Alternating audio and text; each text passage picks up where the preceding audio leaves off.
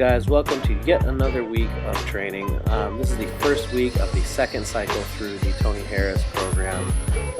So what you'll be seeing is a lot of the same percentage progressions with a couple of marked changes. What I'll be doing here is still following the same 65 to 85% run over the course of 5 weeks, still squatting, benching, and deadlifting, or some variation of those each of the 3 days per week. But I will be adding 100 pounds of chain on my squat day and 80 pounds of chain on my main deadlift day on Friday, and following all the same weight progression. So what you're seeing here is sets of 5 with 325 plus 100 pounds of chain added. The goal with this is to still work on acceleration, but not in the form of traditional speed work, and also get my upper body and my core acclimated to rep work with heavier weight. So hopefully here, by the time that I transition out of the extra 100 pounds of chain, should I want to continue by adding also bands on there, which is what Tony typically does, or even transitioning into some knee wraps and going back to training with wraps on my main squat day, which might be more in the direction that I go with it. I will have had a 5-week block of training with weights that are, at least at the top, comparable to what I would be training with in wraps. So I think this is a good transitional cycle.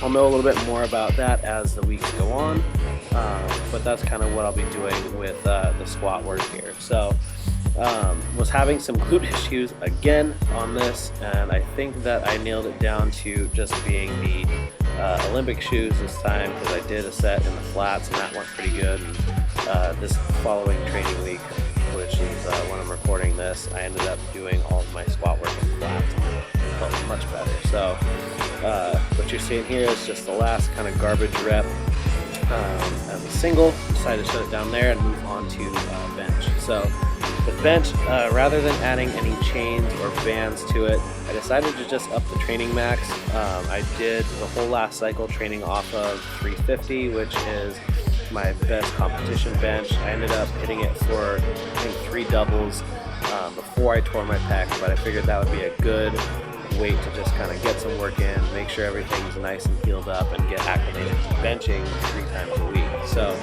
that went really well. I feel like I smoked all of the weights throughout the entire training cycle with plenty left in the tank. So what I did is, instead of adding any accommodating resistance, I just upped the training max to 375. So that went well. I ended up working 4 sets of 8 with 245 with my wide grip, and then we used the Duffalo bar as a secondary movement. We'll be doing those without leg drive, so using them as a variation of the Larsen press. Just continue to build up speed off of the chest, get a little bit of extra pec development, since I am now benching with a significantly wider grip than the last time that I was using the Duffalo bar, and just get a little bit of a different and more challenging stimulus for my bench. So using those variations along with some touch and go deadlifting on the main day to replace the sumo block pulls that I was doing. On the box squats, I actually brought my stance out even wider per Tony's suggestion.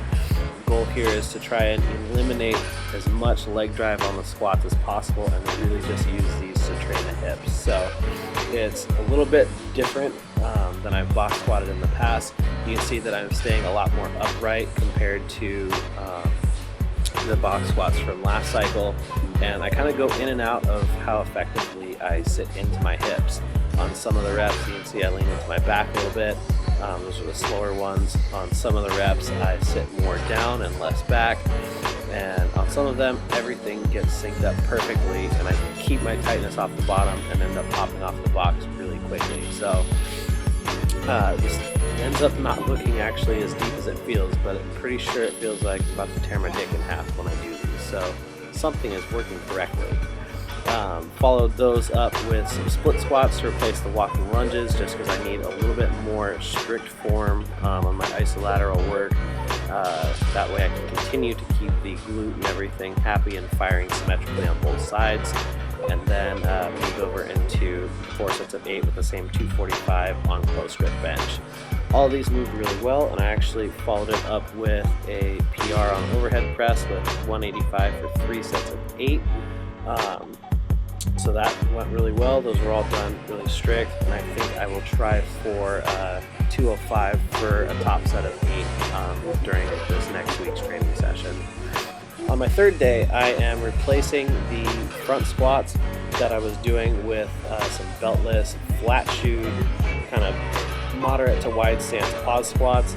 This is more reminiscent of kind of my old squat stance and positioning. And it was really funny because as I was going through these sets, being in the flat shoe tends to eliminate the issues I was having with my left glute. So one of the things that I took out of this session, as I was able to successfully pause 325 with a good amount of ease and speed after all the issues that I've had, is that perhaps I need to spend some time just back in the flat shoes.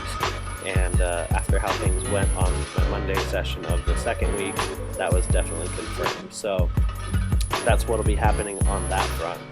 On the deadlifts here, starting off the wave with 390 plus 80 pounds of chain.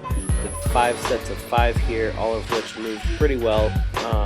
There's nothing too noteworthy to talk about on these. They're just deadlifts.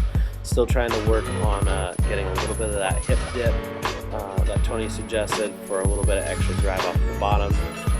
It seems to make sense pretty well on the first rep, but on all the subsequent reps, I end up just doing kind of what I normally do. I think that feels fine for the rep. So those moved all right. Moved on into block pulls. This time I brought the block just slightly below the knee instead of above the knee, which is another weak point for me since I've eliminated the ones from the knee by pulling the 750 from the last cycle. Typically this position directly below the knee is actually harder than if I were to pull off the 4-inch block or something closer to mid shin, just because it completely kills any momentum I get off of the bottom of the lift. So just worked 3 sets of 5 with 495, but I'm going to try and get these up into the high 5s or hopefully into the 6s towards the end of the cycle. So just kept the weights fine and did straight sets just to keep the volume in, since I am still in the first week. And next week I'll probably push these up a little higher and see where I can take them. So that is about it.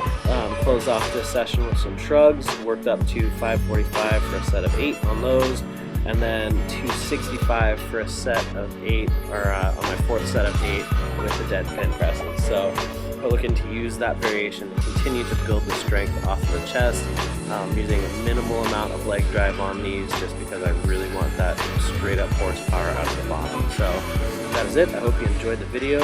If you did, please be sure to like it, subscribe to my channel, and connect with me on Facebook, Instagram, Snapchat, Twitter if you do that.